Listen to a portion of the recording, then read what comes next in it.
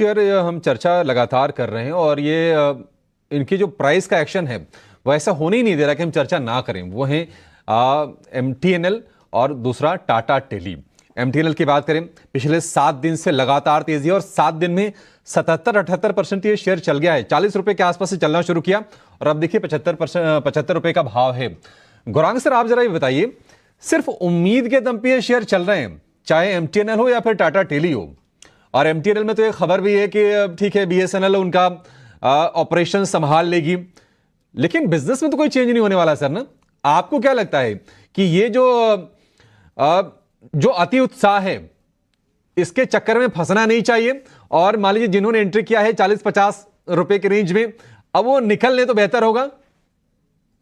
इतना बड़ा जोखम क्यों लेना है आपको अभिषेक? और जब मैं बता रहा था आपको, आपने पीसी ज्वेलर के बारे में हमसे प्रश्न पूछा था, तो जब तक आंकड़ों में तब्दीली नहीं होती है अभिषेक, तब तक हम जैसे विशेषज्ञ बुनियादी तर्क पे देखते हैं, उनको तो विश्वास होना ही नहीं चाहिए। दूसरी बात, अगर आपने सट्टा खेला है, जो कि है फिलहाल, क्योंकि मेरे पास एमटीएनएल का एक लैंडलाइन फोन था अभिषेक, मैंने मेरे ख्याल से, मुझे ये भी याद नहीं है कि कितने सालों पहले मैंने सरेंडर कर दिया था, क्योंकि वो फोन मरा हुआ ज्यादा पड़ता था, बचता कम था। और ये परिस्थिति मेरे ख्याल से मुझे नहीं पता आपके घर में लैंडलाइन है या नहीं है, लेकिन मेरी जो मैं मेरी मेरे मेरे निजी अनुभव जो है, मैं आपको बता रहा हूं। तो इस परिस्थिति में आपको ये मतलब रॉबिनहुड बनने की क्या जरूरत है, मुझे ये समझ में नहीं आता। एमटीएनएल तो ये जो जवाब है ना, इसमें आपका उत्तर कहीं ना कहीं छिपा है। अगर आपको प्रॉफिट हो रहे हो एमटीएनएल में, तो निश्चित तौर पर आप उसको समेट लीजिए। वैसे गौरांग से देखिए, सही में वो लैंडलाइन वाला कॉन्सेप्ट तो खत्म ही हो गया। अब तो घर में वही लैंडलाइन होते हैं जो ब्रॉडबैंड के साथ जो बंडल्ड करके आते हैं, वही लोगों के पास पड़े होते हैं। तो एमटीएनएल को लेकर ये आपके लिए सलाह। लेकिन साइबर सिक्योरिटीज वाली जो कंपनी और वो है टीटीएमएल।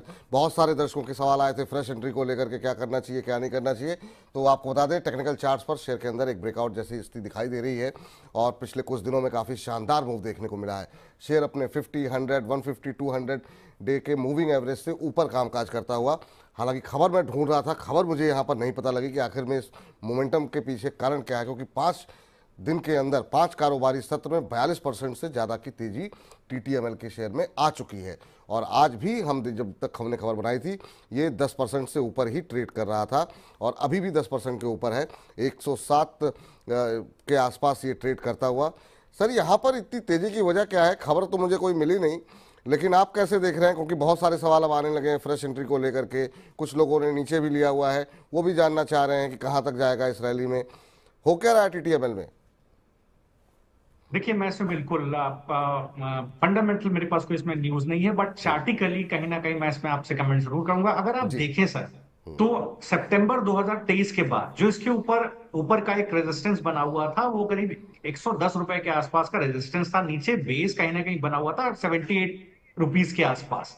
तो इस पर्टिकुलर वीक में ये स्टॉक अपने जो सप्लाई जोन है 110, उसको टेस्ट करता हुआ दिख रहा है। और यहां पर अगर आप देखें, मुझे पूरा ऐसा लगता है कि कहीं ना कहीं इस लेवल को ब्रीच कर सकता है, क्योंकि एक नेगेटिव डाइवर्जेंस इंडेक्स से देखने को मिल रहा है। क्योंकि इंडेक्स गिर रहा है और स्टॉक में बुलिशनेस देखने को मिले, तो स्टॉक कहां तक जाने की ताकत रखता है? 150 रुपए तक स्टॉक जाने की ताकत रखता है। बाय ऑन डिप्स का व्यू रखना चाहिए। खरीद, अगर आप 10 रुपए डालना चाहते हैं, 3-3 रुपए करके डालें। 95 रुपए तक बाय करें, नीचे की तरफ कहीं ना कहीं 78 रुपीज पर स्टॉप लॉस रखें। दिसंबर तक का टारगेट 150 रुपए तक का है सर। और यहां मैं डिस्क्लोजर देना चाहता हूं कि मैंने अपने क्लाइंट्स को इसको एडवाइस किया है। चलिए, तो क्लाइंट्स को यहाँ पर एडवाइस भी किया गया है और जो टारगेट आपको बताए गए हैं उसको आप लोग नोट कर लीजिए, और नहीं नोट कर पाए तो दोबारा कार्यक्रम समाप्त हो जाए तो थोड़ा पीछे जाइएगा और इसको सुनिएगा।